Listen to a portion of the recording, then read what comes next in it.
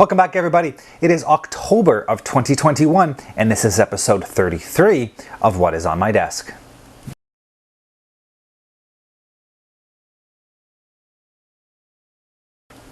So welcome back, everybody. Another one of my monthly What Is On My Desk update videos. A little bit of progress to show you. It has been a busy month. Work has been picking up. We've had a number of, well, basically we're busy. We're getting busier where things are starting to pick up in the fall. So I've been a little bit more busy at work. I've had a little bit more going on sort of in the family life. My daughter started school again. So I'm having to shuttle her back and forth to school. So between that and work, we also had the Airshow, which also meant work was busy, as we had a number of their aircraft based with us over the course of the Airshow. So it's been busy. I haven't had quite as much time to come down here and work on these models as I would have liked, but there is some progress, and we are getting extremely close to sort of that next stage of building, which you'll see here in a minute. I'll get you swung over soon and take a look. Yeah, there's also a few new items I want to show you. Nothing too crazy, but we'll get swung over here. We'll take a look. So yeah, let's get that done. Let's get swung over. And before we go any farther, my name is Sean, and this is Sean's Aviation.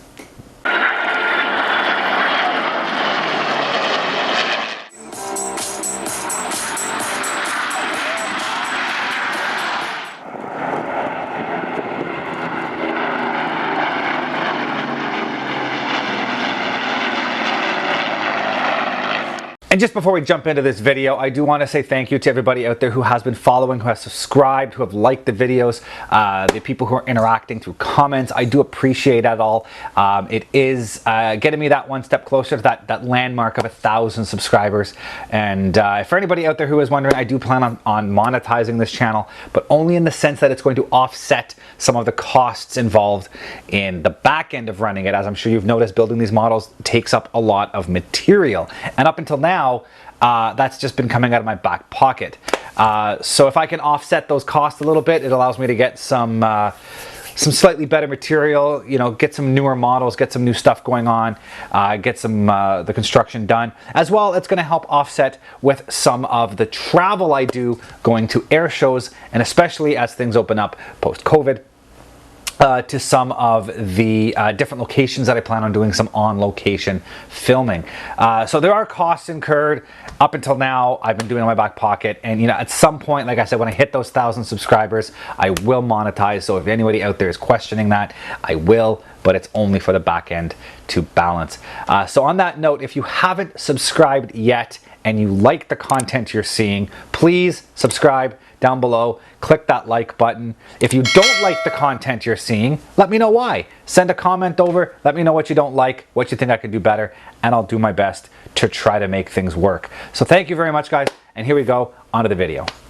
So here we are back at the desk. As I mentioned in the intro there, I have a few small items that I'm going to show you before we get too far into the building of this. And I don't remember exactly what video it is. I'll go back and see if I can find the video, and I'll throw a little link up in the corner here if I can remember which month it was. But not too long ago, a few months ago, I showed you guys the mint coin, the Snowbirds coin, not a challenge coin, but the coin that was produced by the Royal Canadian Mint for the Snowbirds 50th anniversary. And I picked that up. It was only like, honestly, like $20 some, so it really wasn't all that much money, and for what you got, it was a pretty cool coin. So like I said, the link should be up here at the top for anybody who has not seen the intro to that coin. I highly recommend you jump over, take a look at that if you do want to kind of see some more intro, some history on that, because I'm not going to go too much in depth with the coin itself. I'm just going to show you what I managed to do with the coin, and I think I mentioned it in the last video what I wanted to do, and that was when the Snowbirds were here in Ottawa for the Aero show. I got to know them quite a bit over on Canada Day. They were in with us doing the flybys for Canada Day, and I got talking to them, and I got to know a few of the pilots quite well, actually, and maintenance guys and whatnot. So when they came back from the air show, I dropped a question to them, got in touch with their public relations guy, and I managed to get my coin signed by every single pilot. So you take a look, I'll zoom in here a little bit so you can look. There you go. See, every Snowbird pilot signed on the spot where they fly with the team. which is always nice to get that done. So you can see how the two solos are out here. Then there's the main one in the middle. So that's pretty cool, getting them all to sign that. I mean, this turns a $20 coin into probably something worth, you know, a little bit more than what it really is worth. So anyways, it's a nice collector piece, especially with the signatures, the team members from the 50th year with the 50th coin. So that is very, very cool. Very happy to get that. One of the perks of having sort of the inside access to some of the Airshow acts is getting stuff like that. The other two things I got are just the two books. They're nothing spectacular. My daughter's had a doctor's appointment, and while we were at the doctor's appointment, which is inside of a mall, I went to the bookstore because, you know, my oldest daughter likes books, etc., etc., etc. Always take a look at what they have in stock, and they had these two books. Both are written by John Nickel, and from what I can understand, John Nickel is a like a newspaper guy, a reporter.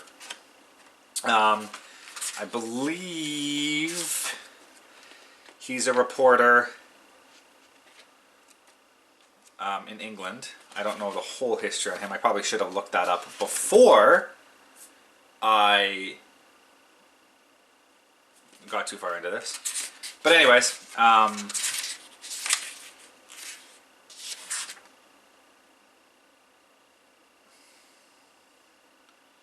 sorry, I know I'm kind of dead air here. So he was in the Royal Air Force for 15 years, and then he became an author as well as writing for National. He's done TV documentaries.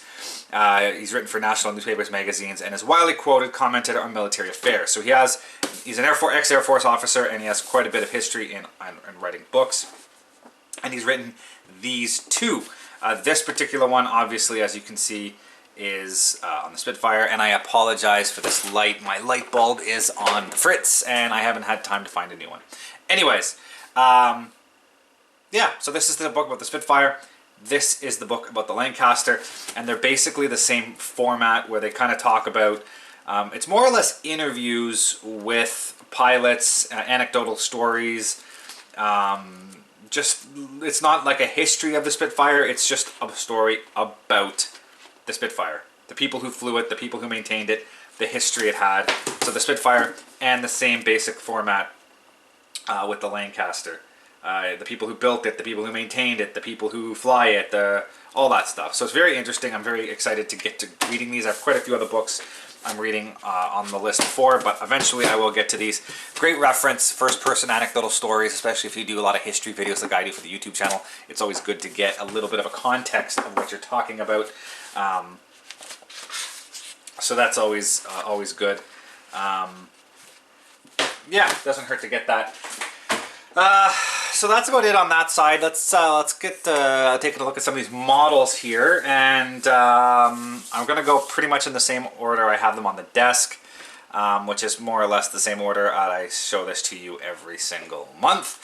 Might be a little different based on how I have them on the desk, but we'll start with the 1/72nd scale C-130. It's not going to look much different, you know, kind of how you're looking at it now. Not much has changed on this. I did manage to break the wing off, so they'll see the seam here. I gotta just touch that up with another bit of paint. I'm doing some more painting right now for some of the other bits, so I'll get that fixed at the time. The main thing I've done to this is I got the wheel wells painted white. The main and the nose wheel wells painted white, along with the landing gears and everything else. All of that got painted white. For the actual airframe, that's really the only thing that has changed. There are a few nicks here and there in the paint that needs to be touched up. Like I said, I'll be doing that.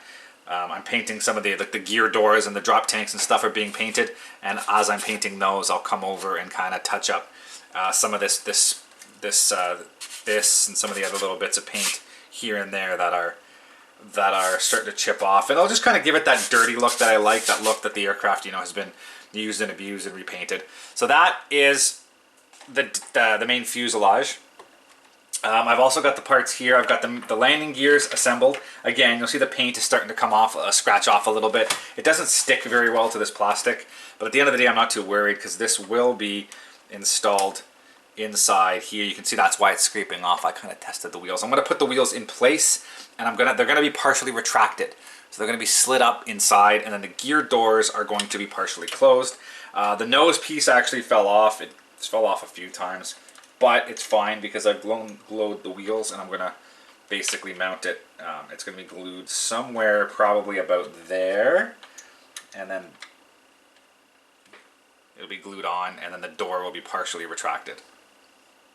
So then the front door will be open, the back door will be partially retracted, and it'll be looking like the gear just coming up. So that's done. Once I get the gears glued in place, I'll do a quick little touch up with the brush on the bottom of the tires that you can see, and then I'll glue the doors all in place. I'm not going to actually glue any of the landing gear doors in place until I get the base done, so that I can put the plane on the base so that it's not sitting on those partial gear. So that's kind of really getting close to the next step. I'm almost ready to start gloss coating these, ready for decals, but the next big thing I got to do is get those bases done. And I've got the props done for the Herc. All 4 props are done. The spinner, I'll zoom in here just a hair. The spinner and is black, so the spinner and the inside of the blades are black, and then the outboard part of the blades are aluminum, and then there'll be the red and white tips. I have both decal versions or I can paint. I might try the decals first, see how they lay down. If they go down nicely, I'll just decal because it's a lot less hassle. If the decals start to go funky, I'll have to mask off and paint all of the tips myself, which is a lot of work. I mean, that's 16 blades, and they're very tiny, and I got to paint them white and then mask off and paint each one red. So it's a little bit of work to do. I'd really rather not paint them if I didn't have to, but we'll see what happens with the decals. So for the C-130, that's where I am. So basically my next step, like I said, I'm painting the gear doors and the drop tanks, or the fuel tanks, underwing fuel tanks now. Once those are painted, that's like 99% of the model painted. My next step, like I said, is going to be gloss coating the airframe, getting the base done, decals, and then basically it's time for final assembly. So it's getting very close to being done. I'm very happy with where I am on that. The next one we have is the P-38, and again, there's almost nothing has been done on this. I have been focusing on the other two, the C-130 and the B-25 is where I put most of my effort for the little bit of time I've had to work on these models the past little while. So on this one, basically the only thing I've got done is I've got the props painted. When I painted the props for the C-130, I also painted them for this. I did the spinners, even though the aircraft itself was painted in basically a dark gray. I painted the spinners flat black. It's basically because I didn't paint them back when I did the fuselage, and to try to custom mix the color again would be a little difficult. So I'm just going to basically leave them at flat black. And then any decals on the props and the yellow tips will kind of give it a variation in color. I do want a little bit of variation in color, so once I start adding the roundels and the red markings, and you get the alclad here with the aluminum and then the exhaust on the thing, it's going to break up the color just enough that I'm not too worried about it, but I'm just going to leave it at that. I'm also going to paint the fuel caps will have to be painted red, so I'll do some of those in a little bit. But yeah, I'm not going to do much more to that. So basically at this point, this is ready for gloss coat and then decals. I have no other painting to do. The alclad I'm not going to paint until the very end. So that's basically ready to go for that. The one aircraft you are going to see that next, the B-25, is the one I've put the most effort into and have the most work done on it. And it doesn't look like much, but it's actually been a ton of work. And that is, I've gotten the red and the black painted. So last time you would have seen this, it would have just been straight aluminum. So since then, I've masked off the wings, painted and the tail, painted them white, let it dry, painted it red, let it dry. Then I masked off, I painted the black along the engine cowlings. So the RACAF painted their engine cowlings black to hide all the exhaust staining coming off the engines. So they did that, and then this nose, it's not masked. This nose is going to stay painted solid. That's how they had them. So it was painted in the black. Anti-glare, and all of them, wherever there was a window on the nose has been painted black. So again, this is basically done with the painting. The only thing I really have left to do on this, which I do need to do a bit more research on, is just the de-icing boots. So the de-icing boots, it was kind of hard for me to do everything at once, but the de-icing boots are painted basically along the leading edge from the outboard section of wing on both sides. and then the horizontal stab and the vertical stabs. So I got to mask and paint all those. That's going to be a little bit of work still. I didn't want to do those at the same time painting everything else because it'd just be a lot. So I painted this black, and then my next step I'll probably mask off. Probably be this week, to be honest. I got to get it done. Mask off the leading edges of the wings, the horizontal stab, and the vertical stabs. Get all the de-icing boots painted black, and then this will also be ready for gloss coat. And because I just painted this with an aluminum paint, it's not alclad or anything, I am going to give this a final hit of flat coat at the end. There won't be any gloss on this. It'll be flat, flat, flat, looking like it's been painted and used for a few years, you know, dulled in the sun and whatnot, the harsh Canadian winters and whatnot. So that's kind of the plan with this. Probably before I paint anything else on the rest of the models, I'm going to get the de-icing boots painted on this, and then all 3 of the kits are going to be ready for my gloss coat. And then I can start decaling, and then it's just a hop, skip, and a jump, and these will be finished. The other one, the Viper, the Battlestar Galactica Viper, I have done nothing on. I still have to do a bit of research on this to look at the studio model. I need to, like I said, I want to do a bit of a darker gray color in this center section here. So I need to mask off and do that. And then once that's painted, it's simply just a matter of gloss coat, decals, and a little bit of weathering at the end. So it's getting close. I am focusing on the other 3 because it's got a lot more work, and this is going to need a bit of research. I've never really done a spaceship before, so I'm not entirely sure kind of where I want to go with it. Definitely want to paint a slightly different shade gray in this section here. As I said, the exhaust back here will be painted in alclad, so it's going to be done separately and then glued back into place.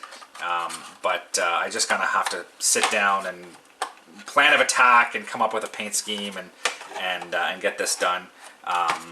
So not necessarily, I mean, it is on the priority list in the sense that it's going to get done. It's just I haven't been focused on this. I've been spending more of my time focused on those other 3. If you looked at last month's episode, you would have seen the little bit on the C119, my dad's C119 that I'm painting in alclad. I have done nothing, literally nothing with that. That will be something I will deal with a little later. I've got to focus on these first, get them painted, get them glossed, get them decaled, get them flatted, and then once I'm ready to paint the alclad, which is effectively only on the Viper and the P38, when I do those, I'll do his C119 at the same time. So, like I said, there's some progress, but not a lot. Plugging away at these, hopefully another month or 2, they'll all be done, and then I go through the process of figuring out what I'm going to build next. So that's pretty much it for this month's update. Not quite as long as previous ones. Quick note on my videos. I do have quite a bit of the Airshow London videos up. I've got both the Friday and the Saturday show. I've also got the Blue Angels video. Should be live by the time this video goes up. Link will be at the top here for the Blue Angels video. And then from there it'll link back to the previous 2 air shows if you haven't seen those. Otherwise just check the my channel list or the aviation events playlist, and you'll see those airshow videos. I'm probably going to do a few other act specific shows. I got one. I think I have enough footage to do a snowbirds video, and I will probably do one on the E2 Hawkeye at a minimum, and possibly the CF-18 demo as well. We'll see how much footage I get and what quality it is, if it's worth putting out one for each individual act. But definitely you'll see the E2 Hawkeye, you'll see the Snowbirds, possibly the F-18, the demo Hornet, and then we'll go from there. So on that note, I think I'm going to wrap this up. I've also got, before I forget, some more of my RCAF history videos are coming out. I got one a month. Keep your eye out for those. I believe I'm up to 402 Squadron now. I've got quite a few scripts written beyond that, but I think 402 is the one that goes live next month. So again, keep your eye on that if you're interested in those. And I do have some more ideas for some more videos coming up. So keep your eyes open. If you haven't already, as I said at the beginning of this, down below, like, subscribe. It always helps me, and it helps you to follow along with anything that you guys like to see and you want to see this. So please do that, and we will see you all next time. Thanks for watching. Thank you for watching, guys, and as always, if you are interested in any of the content you see, you can access my website at www.seans-aviation.com.